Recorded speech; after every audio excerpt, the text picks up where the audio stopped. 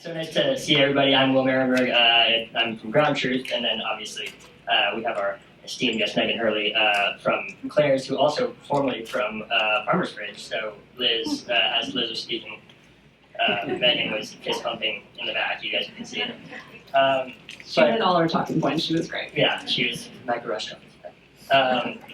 Anyway, so yeah, I was actually, I was at dinner last night, and in the same theme, every single, I was mentioning to the women at the table, like, what I was doing tomorrow, and all of them got their ears pierced by Claire, so you guys have it marked up locked. Global #1 piercer. That's us. So, I'm glad you name dropped me too. I did. Well, it was kind of flex for me. But anyways, yeah. So as we kind of move into tonight, we've been hearing a lot of great speakers, and innovation has obviously been at the forefront. But share with us some. I guess tell us a little bit more about Claire's and the role you're doing there, and some insights kind of beyond, like, about Claire's brand journey as the market has shifted. Sure. So we are a 60-year-old brand. I don't know who told me. They were like, "Am I old enough or young enough to get pierced at Claire's?" This whole room was. We've been around for 60 years, and as a mall retailer. And so around 2021, we really started to look at this journey and figure out what company we wanted to be. We all know that mall traffic has gone down because we're a piercer and the global #1 piercer.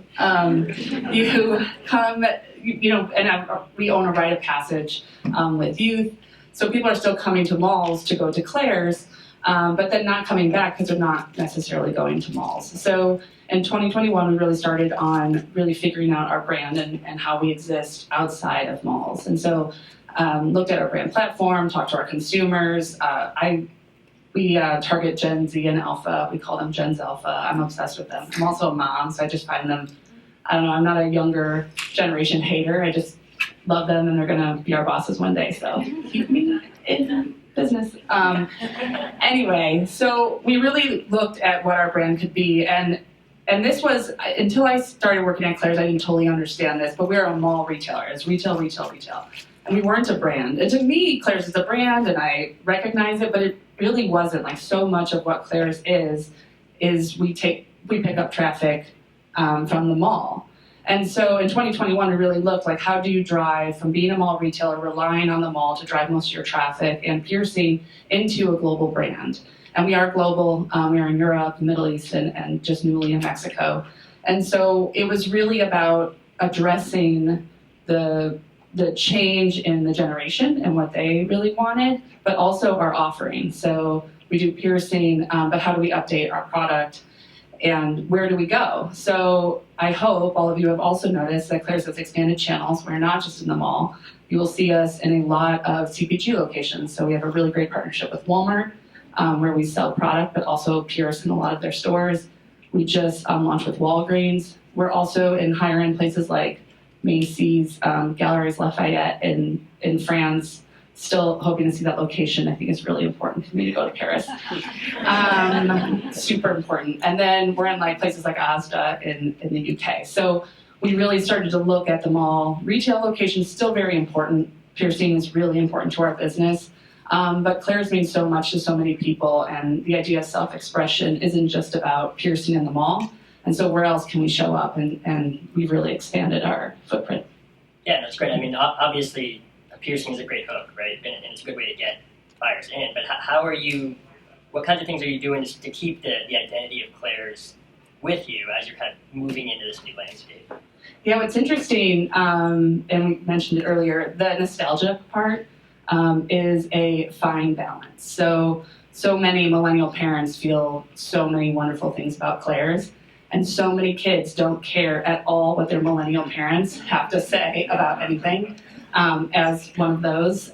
So it's really about making sure that we have empathy for this consumer and have them lead us to where they want to go. This generation is just so interesting. Like, their ability to understand exactly what their worth is, tell brands exactly what they're expecting from them, engage in a way where they know their value, is fascinating. And so if you listen, it's not as easy as just listening and doing what they say, but if you listen and you're really thoughtful and you lead with empathy and you try to track against what they're telling you to do, That's what we've tried to do. So as a brand, the last couple of years, we've really, we worked with them. They were the ones that really kind of exposed for me the idea of the difference between a mall retailer and a brand. They're like, we love Claire's. We would like you to decorate our dorm rooms. We love Claire's. I would like clothes that, are purple and it's a purple jumpsuit and it says Claire's on it. And you're like, oh, like we have permission to go in these other spaces, which we weren't really thinking about. They wanted a coffee shop. We all said no. I've already coffee before, and I'm not interested in that world right now. But they really gave us permission to kind of go into all these new spaces, and we're doing that. We launched a media company or media portion of our business. We have a partnership with Sony. We have a partnership with Audible. So we're really letting them kind of lead, and then tracking along with them to keep up. That's awesome, and more than that, I think it's not just girls, right? Like it's everybody can be a Claire's consumer. You were actually showing me pictures of your son. Yeah. And he's taken a liking to a lot of the face painting / beauty stuff going on. I bring home a lot of stuff. I get a lot of Claire's product. I was showing Will. I actually brought my 10-year-old to Claire's with me last week. If you have a kid in Chicago public schools, they had off a random Wednesday, and I was like, what am I gonna do? So I took the oldest with me, and we had a mall set up. So we turn the corner, and he just sees this mall. And he's not a mall kid. He's a city kid. He shops at Target. And he was like, can I buy something? And I was like, no, this is all just fake. But they love the Claire's product. We sell a lot of licensed goods, a lot of Squishmallows. Kids like this generation doesn't know what a pillow is. They all just sleep on Squishmallows. Mr. Beast uses Squishmallow. And so he was obsessed. And then my 6-year-old also equally obsessed. Like they did not think of Claire's as a girl's store. They kind of go in and they're like, this has stuff that I want and also things that I don't really want. So it's been really fascinating having boys. The one other thing that's been crazy is we launched in Roblox, this game called Shimmerville. And when we launched it, I was trying to figure it out. I'm like, I'm super techie. I can do this. And I was playing it, and my son is like, oh God, like, please. Like, can I talk to Mom, don't do this, don't do that. And then he finally said, he's like, can I just speak to the developers? And I was like, yes. And so I asked them, I was like, my 9-year-old has feedback, and they're like, free? You'll take it. And he did, and he was like, this needs to happen, and that guy doesn't run fast enough, and blah, blah, blah, and a whole bunch of stuff I didn't understand. But he knew that the game's being built for him, his age group, and he's like, I'm gonna give you feedback, so you make this an experience. I'll give you my Robux, but you better make that, dude guy run faster. And so that has been what's so fascinating to me, is just watching this generation kind of navigate. I get to see it on a personal level, but also through our research and just the growth of our brand. Yeah, I mean, and you touched on it a little bit earlier, right? Like Gen's Alpha, right? Yeah, you did it. Yeah, Gen's Alpha. They like a lot of things, but it's not really confined to anything, right? So you need to be able to ebb and flow, and it's nice to hear that a brand like yours can get some free advice from a 10-year-old. Yeah. Tell me a little bit about some the unique things that you all are doing, especially in the world of e-commerce, as you're moving forward. Yeah, so we don't have a big presence on e-commerce. We've really focused on retail. And so what we're trying to do with e-commerce is catch up to all y'all 2022 spot. So having a just e-commerce platform that makes sense. But then we're also exploring all the different avenues of where this generation likes to buy stuff. So TikTok Shop, even just college pop-ups, which is kind of a really fun IRL, their little digital world coming together.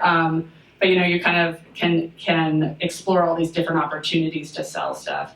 We're also bringing on brands onto our e-com website, where we're doing direct ship with a lot of really cool brands. So we go in and we talk to them, and you kind of, it's fun to talk to really fun brands that I very much admire, and they are very excited to talk to us and want to open up direct ship with us. So that's been really exciting as we kind of explore more of the e-commerce space. So I think yours is kind of a unique problem in that you're a mall retailer, right? And like you said, visits to malls are declining, or at least were for a really long time. What are some other challenges or ways you've solved for that, especially compared to other retail problems? Yeah, for us, there's actually a really great Instagram account called Decay Midwest, and they're always going into malls. So if you guys grew up around here, you should totally follow it. I'm like, I know that mall. My mom used to walk that mall. So what we're trying to do is really just get more creative on how we show up in retail and what that looks like. So we've been super traditional. You go into our stores, you could know a Claire store anywhere. We look the same whether we're in Dubai or New York or Iowa. And so it's trying to really figure out different formats of what our experience is, like having piercing lounges, taking it out of the mall and going into spaces like the strip malls, but also having standalone locations on high streets. The other thing that we're starting to do is flagship locations, which I know you guys are like, that's what people do. We have not done that. So we opened up a pretty fancy store in Paris. We have a creative director in residence, Nicola Formichetti. He's one of Lady Gaga's people. And he helped us design the store. And we took out 30% of our product. And we really made the experience, like we really tried to focus on the experience versus the product and coming in and welcoming people. And it was crazy. Like the success of it was crazy, but we also hosted a party during Paris Fashion Week and like got called the best party at Fashion Week, which like totally tattooing that on like my arm. Like never has this Midwest marketer been the best party at Paris Fashion Week. But that is because of Claire's, and it's just people love the brand. And what's new for me is that people really want to see us win. Not that people didn't want to see Farmers Fridge win, sorry, they want to see win. But it's so much a part of a pivotal moment and a coming of age moment for so many kids.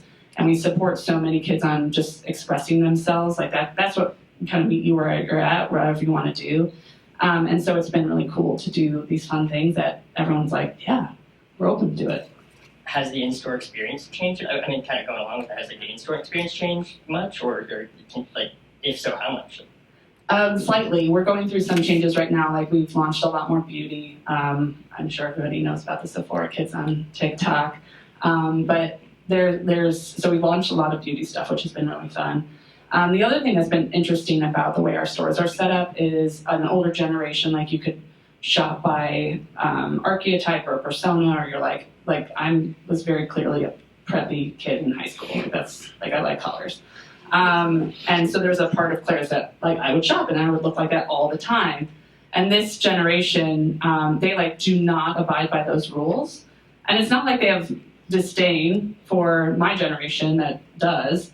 They're just like, oh, I don't want to look like that today. So today I'm going to dress like Barbie. Tomorrow I'm going to dress like Olivia Rodrigo, my pop punk stuff. And then I'm going to prom and I'm going to wear a brunch dress, which is now the trend. Like they're all like popping up in brunch dresses going to prom.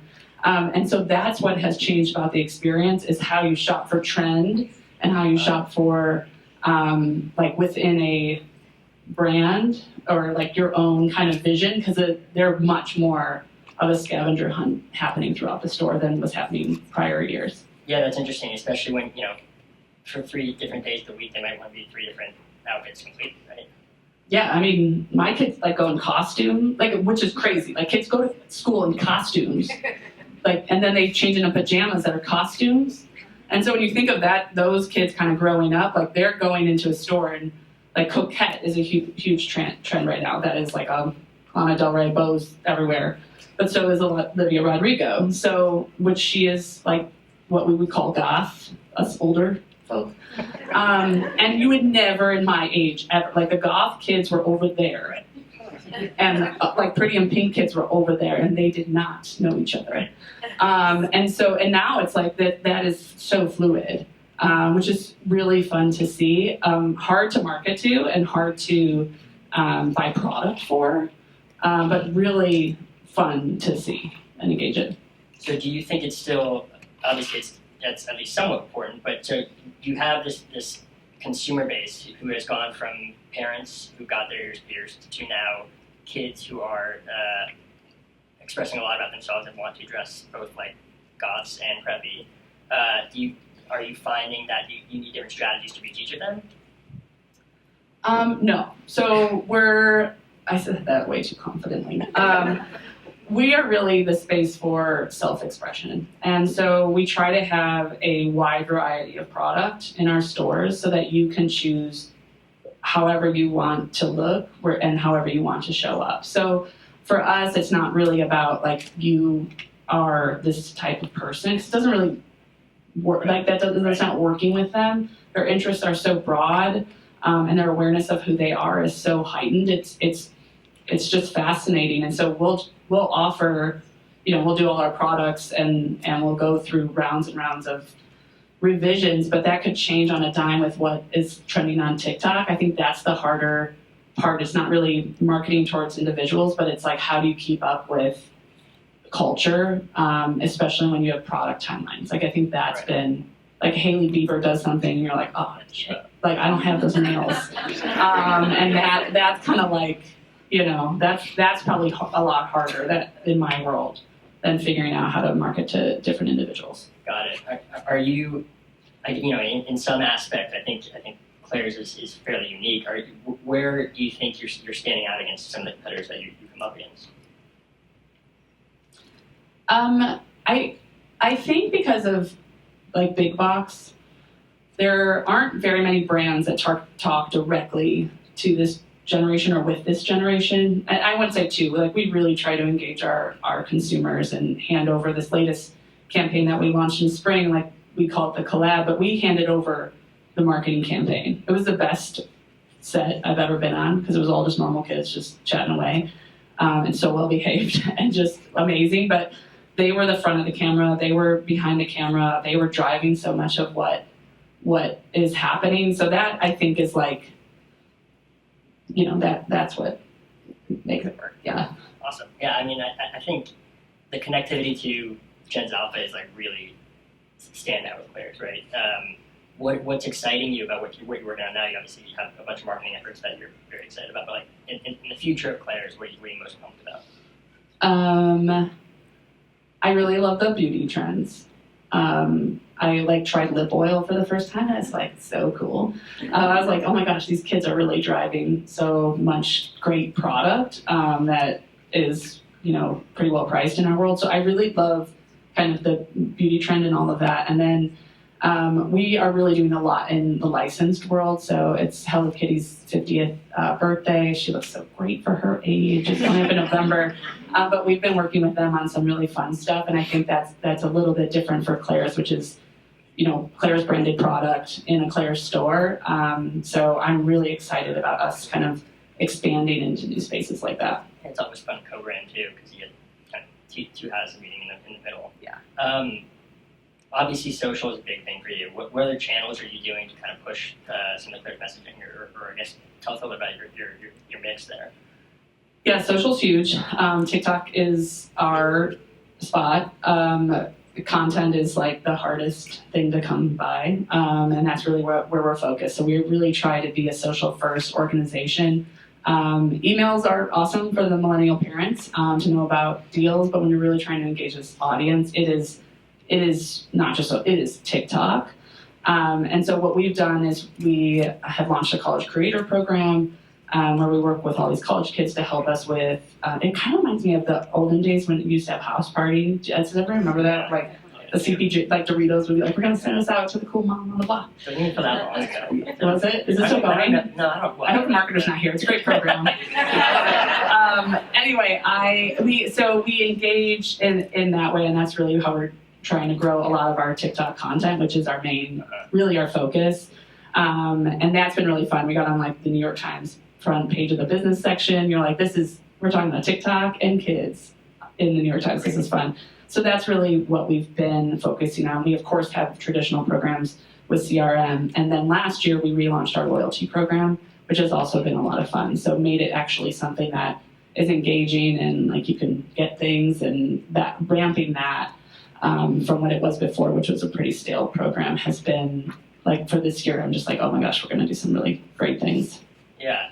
A couple more questions, I promise, and then we'll open it up. But I think, digesting everything, it's cool, like a brand like yours, right? It has moved from a retail brand, like really into, kind of like a CPG brand, right? And so, like, is that, it's obviously a conscious effort, but tell us about how that's kind of affected the way you're working and thinking about things. Yeah, it's interesting, and it can be hard. A lot of people that work at Claire's are legacy, and so they really love, as I do, the 90s mall world. It was great, like Gloria jeans all the way, but it unfortunately is not there anymore. And so it's really trying to figure out how we take everybody along with us. I think the marketing team really leads on driving innovation and the voice of our consumer, which is at most places, but really at Claire's, it's really trying to show everybody this opportunity. When you're a 60-year-old retailer and you are focused on piercing, and now we're going to launch hair bows in Walmart, like that just takes a little bit of convincing. And so that's been probably, for me, it was just like, oh, we're a global brand. Like we're going to be the next global brand powerhouse of, whatever, a fashion powerhouse. But internally, we've had to work really hard to just make sure everybody understands what that means, and where we're going and how we are, expanding into new channels, but staying true to who Claire's is and what we represent. Yeah, I think that's important, right? Like you're moving across a lot of blurred lines, and that's, for a company the size of Claire's, it's very hard to do, especially today. Well, I will open it up if there's any other questions.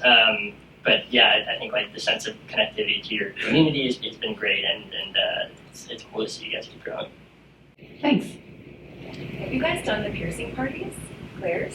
We've done some piercing parties. Okay. Yeah, we actually rebranded. So as part of our research, all these consumers were like, "Why don't you have that branded?" And we were like, "Oh yeah, we were like the first experience." Yeah. Like now everyone's launching experiences, and we've been there the whole time. So last fall we branded piercing as Pierced by Claire's. And now, looking at more experiences just around Claire, or just around piercing, including piercing parties, and hopefully doing some stuff this fall. Yeah. Well, I've been to a birthday party when I was a child, like at Claire's. Like that was the first party. We do we do birthday parties. They're very reasonably priced as someone who has taken my kids to trampoline parks for their birthday parties, and I was just wondering if you kind of evolved into doing that for other people's spaces. So that's cool. Yeah. So I'm curious, you spoke to sort of the legacy of kind of employees and stakeholders internally.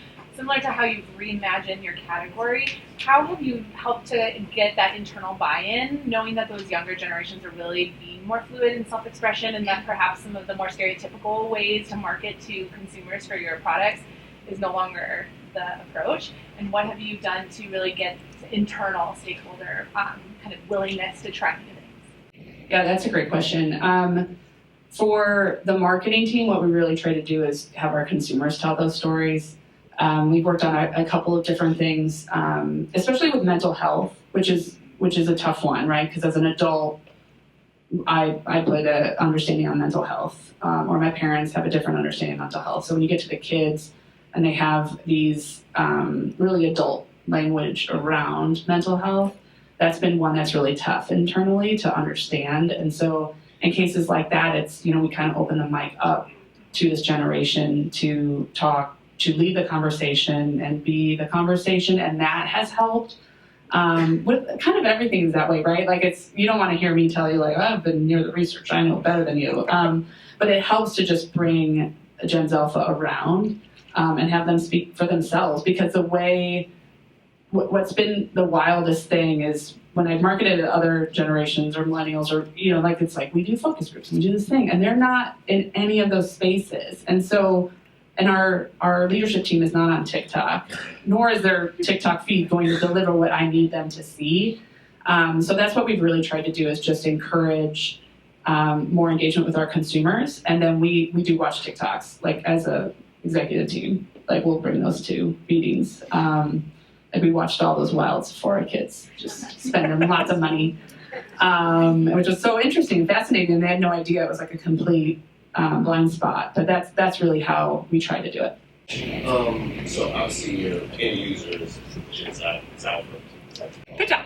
Everybody's got it. Well, as you know, they're broke. So,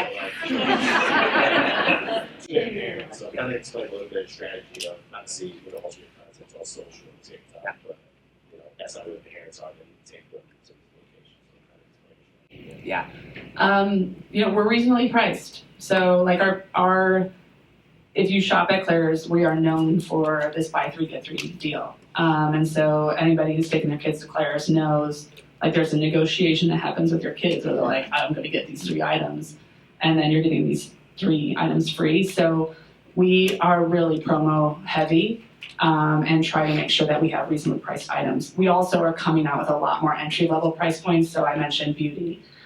We have a whole bunch of beauty items that we just launched, but one being layering sprays, which I didn't know what it was, and I had to get, I was taught, and then I bought them for my niece, and it was cool. But they're like, we worked with a gourmand perfumer, I'm saying that all wrong, that helped design them, but they're at a reasonable price. So we're trying to make sure that we bring in entry-level price points to this world of beauty, or the bows. Like, the bows are really expensive, ours are $5. And so that's really how we're addressing it, because you're right, it's not just that they're broke. I mean, like, you don't have 8-year-olds walking around with money. I mean, I didn't get, my parents weren't like, you get money, Meghan, at 8. So you have to convince the parents that it's a good deal. And so we really try to make sure that we're focused on that all the time. Thanks, guys.